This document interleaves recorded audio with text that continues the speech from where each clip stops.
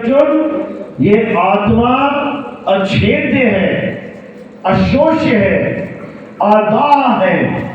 यानी अछेद मतलब इसको छेदा नहीं जा सकता।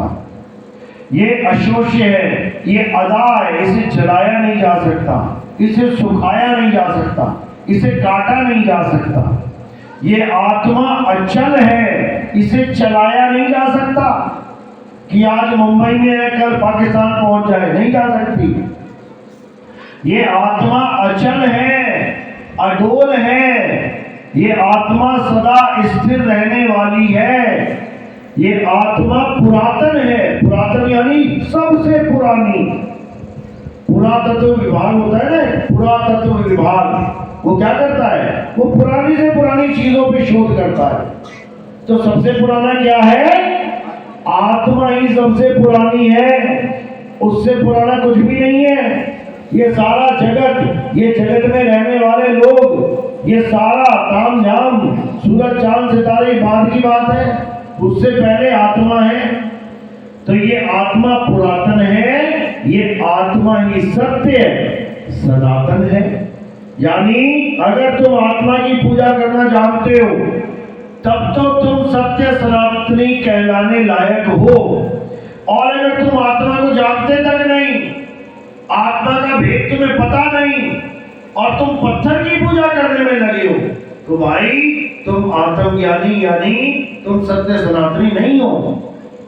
तुम केवल और केवल पत्थर के पुजारी बन बैठे हो। जो सत्य सनातन धर्म में निषेध है, वेदों में भी बोला गया कि तस्य प्रतिमा नास्ति, उस परमात्मा की कोई प्रतिमा नहीं है, उसको कोई प्रतिमा देने की कोशिश मत करो, उसका कोई रंग रूप नहीं है, उसको रंग रूप देने की कोशिश मत करो। वो नी तत्व है, उसको तत्वों में मत ढूंढो। वो नी शब्द है, उसको शब्दों में मत ढूंढो। वो नी अक्षर है, उसको अक्षरों में मत ढूंढो। कहाँ ढूंढो? मोह को कहाँ ढूंढे रे बंदे, मैं तो तेरे पास में। ना मंदिर में, ना मस्जिद में, ना काबे कैलाश में, ना मैं जप में, ना मैं तप में, ना एकांत निवास में। खोजी होए तुरंत मिल जाऊं एक पल की तलाश में। कहे कबीर सुनो भाई साधो, मैं तो हूं विश्वास में। कहते मैं विश्वास में हूं, अंधविश्वास में नहीं हूं कि तुमने मान लिया कि पत्थर भगवान है तो मैं पत्थर में भगवान बन के आ गया। नहीं, पत्थर में भगवान नहीं है, वरना पत्थर भी चल रहा होता। पत्थर में आत्म तत्व नहीं है, नहीं तो पत्थर में जान होती।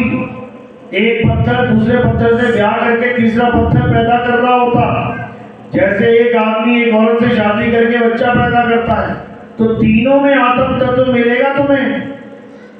तो आत्म तत्व क्या है, इसको जानने के लिए भेदी गुरु के पास जाना पड़ता है। भेदी गुरु क्या करता है? असार को छुड़वा देता है, छोड़ दे, और सार यानी आत्म तत्व का भेद समझा देता है, पकड़ दे। तो कह रहे सोई गुरु पूरा कहावे, जो दो अक्षर का भेद बतावे। एक छुड़ावे, एक लखावे, तब प्राणी निज घर को जावे। यानी सच्चा गुरु वो होता है जो दो प्रकार के अक्षरों का भेद बता दे। पहला अक्षर कौन सा? ये पावन अक्षर, मुंह से बोले जाने वाले सारे अक्षर। कौन कौन से अक्षर बोले जाते हैं मुंह से? हिंदी भाषा में आ आ ई ई उ उ का खा गा। अंग्रेजी भाषा में A B C D E F G. Punjabi में ऊड़ा एड़ा ईड़ी सस्सा हा हा कक्का खखा। अरबी में अलिफ बे ते पे रे। ये सारी भाषाएं अलग अलग अक्षरों के द्वारा बनाई जाती हैं। तो इन अक्षरों से बनने वाले सारे नाम, इनको छुड़वा दे। एक अक्षर यानी 52 अक्षर बोलने वाले अक्षर छुड़वा दे, और दूसरा अक्षर यानी आत्म अक्षर, आत्म तत्व लखा दे।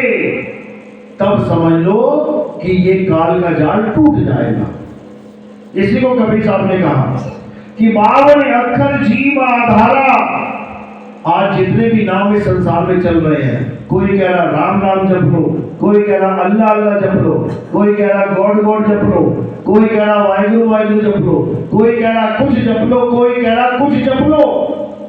किसकी वजह से ये नाम बोले जा रहे हैं? जीव की वजह से। केवल एक ये जीव अगर सबकी ना होती तो भाई साहब एक भी नाम ना होता। कौन सा नाम होता? गूंगे की जीभ काम नहीं करती, गला भी है, मुंह भी है, दांत भी है, सब कुछ है, बस एक चीज काम नहीं कर रही है, क्या? जीभ। तो देखो क्या बोल रहा है, गूंगा बोलता है कुछ, गाने गाता है क्या? केवल एक जीभ ना होने के कारण उसके जीवन से सारे अक्षर निकल गए, बस आ कर रहा है। इसी प्रकार अगर ये जीभ ना हो तो सारे नाम आपके जीवन से निकल जाएंगे। कबीर पंथियों के जीवन से कबीर कबीर निकल जाएगा, ये कबीर कबीर जपने में लगे पड़े हैं। हिंदू धर्म के लोगों से राम राम राधे राधे निकल जाएगा। मुसलमान धर्म के लोगों से अल्लाह अल्लाह खुदा खुदा निकल जाएगा। जीव ही नहीं होगी तो क्या बोलेगा? ईसाइयों के जीवन से यहोवा यहोवा हालेलुया निकल जाएगा। सिखों के जीवन से ये सतनाम सतनाम करता पुरुष, ये वाहिगुरु वाहिगुरु निकल जाएगा। यानी एक जीव निकल गई तो सारी दुनिया के सारे धर्मों के नाम खत्म खत्म। यानी सारे भगवानों के नाम किस पे आधारित हैं? इस जीव पे। 52 अक्षर किसके आधार से चल रहे हैं? जीव के। इसलिए कबीर साहब ने कहा 52 अक्षर जीव आधारा, आदि अक्षर जीव से न्यारा। यानी आदि अक्षर का मतलब क्या होता है? अक्षर का मतलब होता है अविनाशी। संस्कृत भाषा में अक्षर कहते हैं अविनाशी को, और उसी भाषा में अक्षर कहते हैं वर्णात्मक अक्षरों को। 2 प्रकार के अक्षरों का भेद केवल एक अक्षर लिख के समझ में आ जाता है। जैसे अक्षर लिखा, एक तो हो गए 52 अक्षर और एक हो गया आत्म अक्षर। आत्म अक्षर आदि है, यानी शुरुआती है बिल्कुल। ये तो बाद में बने हैं, इसीलिए उसको आदि अक्षर कह दिया जाता है। नानक साहब ने उसी को आद सच, जुगाद सच, है भी सच, नानक होसी भी सच, ये बोल दिया कि मैं उन अक्षरों की बात नहीं कर रहा जो अभी इंसानों ने बनाए हैं 200, 400, 500, 1000 साल पहले। मैं उस अक्षर की बात कर रहा हूं जो आज सच, यानी दुनिया भी नहीं बनी थी तब भी वो था। मैं उसकी बात कर रहा हूं। वो है परमात्मा का असली नाम, जिसे सतनाम कहते हैं। और जो इंसानों ने बनाए हैं उसे कृत्रिम नाम कहते हैं, यानी नकली नाम कहते हैं। तो क्या करना है? नकली नाम को त्यागना है, असली नाम को जानना है। एक नाम को जान के दूजा दे बहा, चंचल से नीचल भया, नहीं आवे नहीं जा। कहते असली नाम को जान ले और नकली नाम को बहा दे। ये 52 अक्षरी नामों को मत जप। जपी नहीं बनना है, तपी नहीं बनना है। क्या बनना है? आत्मज्ञानी बनना है। ये जपी क्या करते हैं? ये कुछ नाम, कुछ अक्षरों के बने नाम पूरा दिन जपते रहते हैं। कोई माला भी पकड़ लेता है, राम राम राम राम राम राम राम राम, अल्लाह अल्लाह अल्लाह, वाहिगुरु वाहिगुरु वाहिगुरु, कोई भी नाम जप लेते हैं, जपी है। नाम जपने वाले को क्या कहते हैं? जप कौन करता है? जपी। तप कौन करता है? तपी। संन्यास कौन धारण करता है? सन्यासी।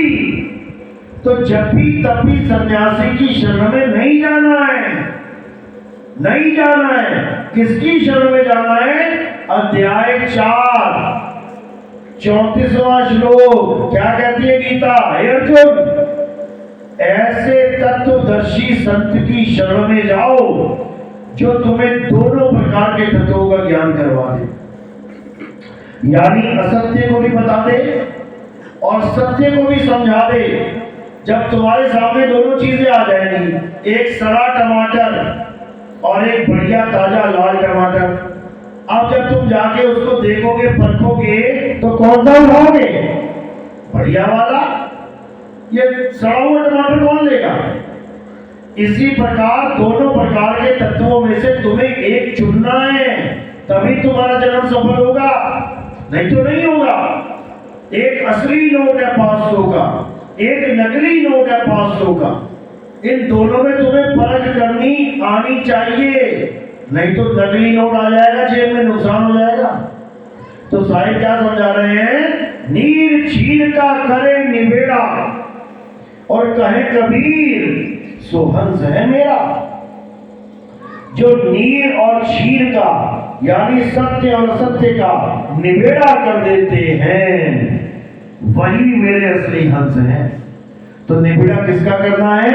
नाम का निबेड़ा करना है, नाम का।